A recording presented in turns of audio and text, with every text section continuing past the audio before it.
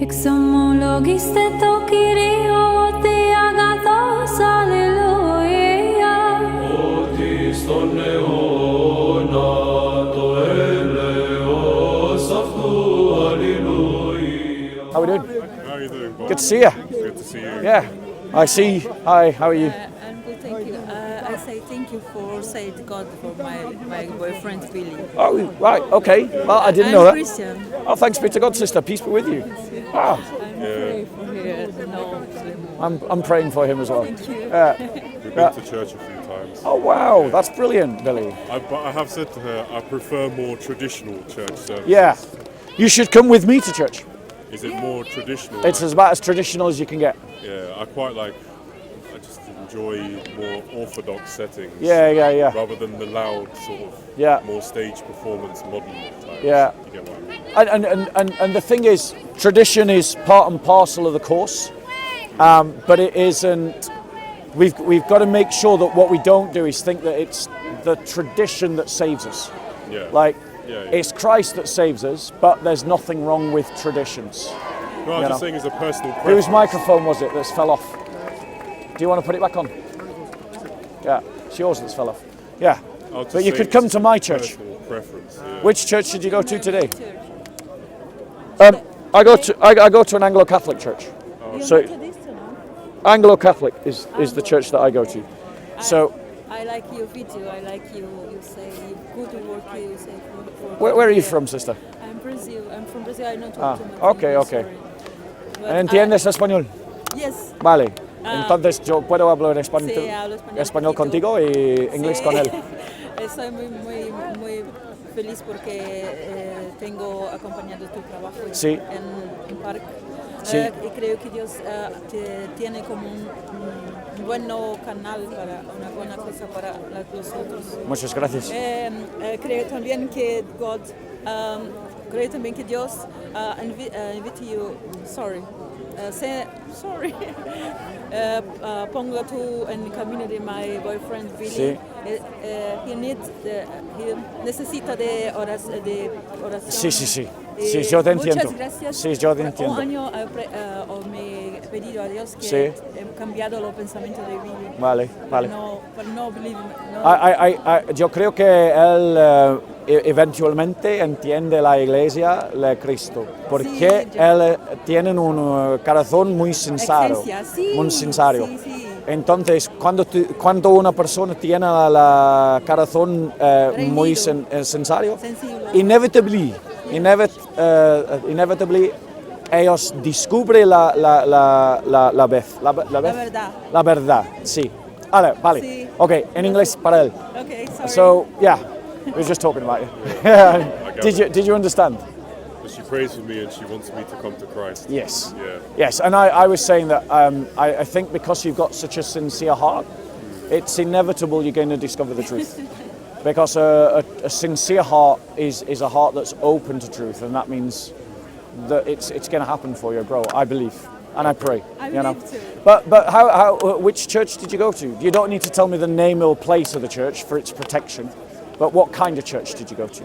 We went to one that was in a hired out theatre. Right, so an evangelical church. Yeah. It was very full on. Full on. Yes, but Latin Americans, they're very passionate. Yeah. my church don't have translator for Yeah. English. My church, my pastor from Brazil. But it's the same style. I go Yeah. with Billy and Hillsong, but have one Yeah. person talk English. Yeah. But she like traditional church. Yeah, I prefer But traditional. one day, me and Billy go to church. Come, yes, be my guests, and then I'll take you out for breakfast. What day? Okay, thank you. Sunday.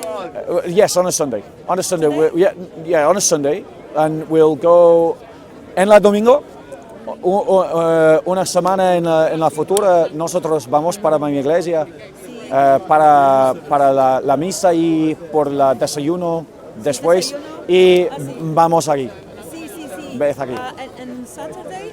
No, en domingo, no sábado. Domingo, okay. Right, so in English, para él. So yeah, if you come to my church, you'll find that it's a much more traditional. Yeah.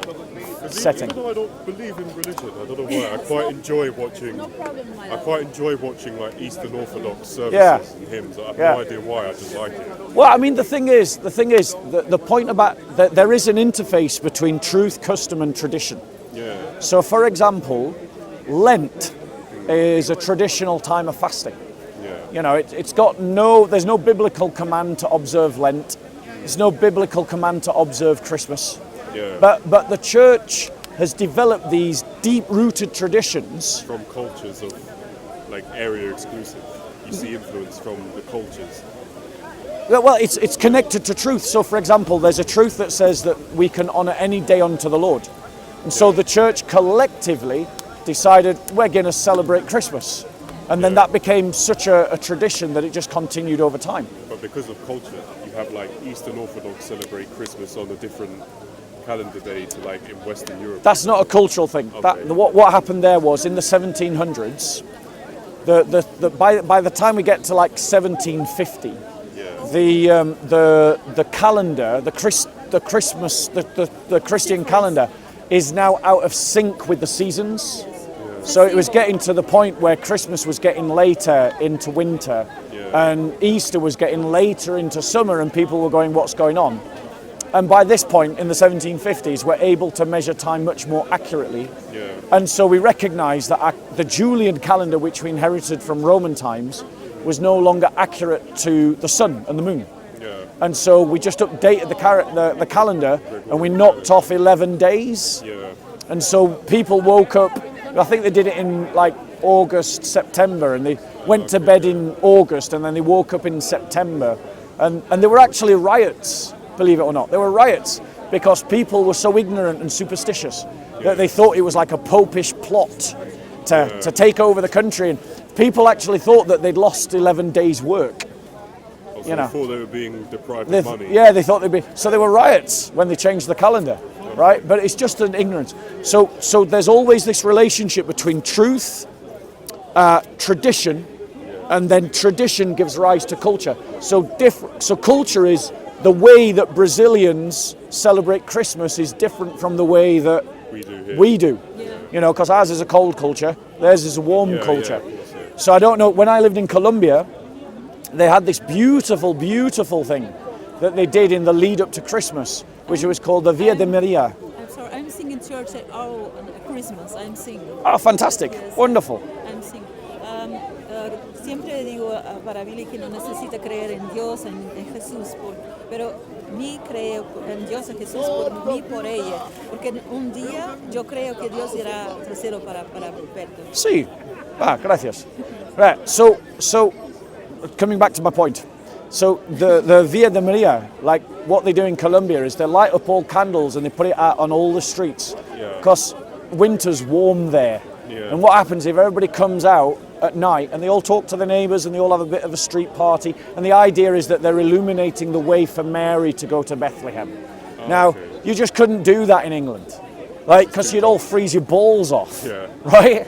So what do? We have mulled wine. Something that you wouldn't do in Colombia, because why would you have warm wine? That's disgusting on a warm night. Yeah, it just makes no sense. So that's culture. But Christmas is tradition, right? But that tradition is connected to two truths. One, Jesus Christ was born of the Virgin Mary. And two, Christians can choose any day and honor it unto the Lord. And so those two truths gave birth to Christmas. That became a tradition.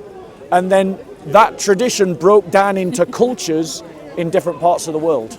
So your love for tradition is not a bad thing, so long as you understand that the tradition is only bedded on a truth, and it's about the truth that underlies I it. spoke to you before when I said our culture here and our values are New Testament derived. Yeah. Whether you believe in it or not, they are from them. You are absolutely right. Yeah, and I totally agree. How we understand society, economics, judicial procedure, everything. And the more we become English, the more we become Christian. Maybe not in terms of belief, but culturally. Yeah, but all cultures, as I say, cultures are expressions of traditions. Yeah. And traditions are rooted in metaphysical claims. Yeah. You know, and so if you're going to embrace Christianity culturally, Well, that makes no sense unless you understand the tradition that culture is rooted on. That's why I try and understand it more. Yeah. Because I do embrace the tradition and the culture and appreciate it, even though I don't necessarily believe it. Yeah. Well, Christmas is one of the big feasts coming up. Like, we're entering into 6 months of festivals, from basically now until the end of end of Pentecost. So we have 6 months of party time, and then 6 months of ordinary time. You know, so we got festival back to back, and then we go into ordinary time, which is the Christian calendar. You know, and so the next big feast is Hallowed Mass, right? Which you might know as la Dia de Dios, la Dia de Muerte, you know, the Day of the Dead, or los Dia de Santos. Possibly. I'm not sure what they call it in Brazil. My grandmother, me and my grandmother go on church assembly, you know, Assembleia de Dios. Yeah. Yes, original church and traditional. Yeah. Very traditional, migration church tradition. Yeah. But in Europe, I don't have the same church. Yeah. No, I understand. Yes. So the next big festival. Are you cold? Yes. I'm so sorry. I won't keep him for very long. So the next big festival is Hallowmas, and that's where we celebrate the work of the Holy Spirit amongst the saints, and the things that the saints have achieved down through the centuries in building up the church. Every Shabbat prophetical. Shabbat. Shabbat prophet. The Saturday. Shabbat. Yes. Milk and meat and honey. Yes, a Sabbath of. Shabbat. Okay. Same, you know? No, I don't know. Shabbat prophetical. Shabbat same. Este es el nombre de la iglesia. No, una cosa que se celebra para un día, tira un día, Sí. un día para celebrar los Shabbat. Sí. Shabbat profético, que se dice que se come leche con miel. Sí. Con los carneros. Vale, es un festivo. Sí. Es un festivo en una iglesia. Sí. No en todas las iglesias. Sí, solamente en una iglesia cerca, en Brasil. Sí, como una cena con Jesús. Vale. Yeah, because each Christian church can have its own festivals and its own celebrations, you know.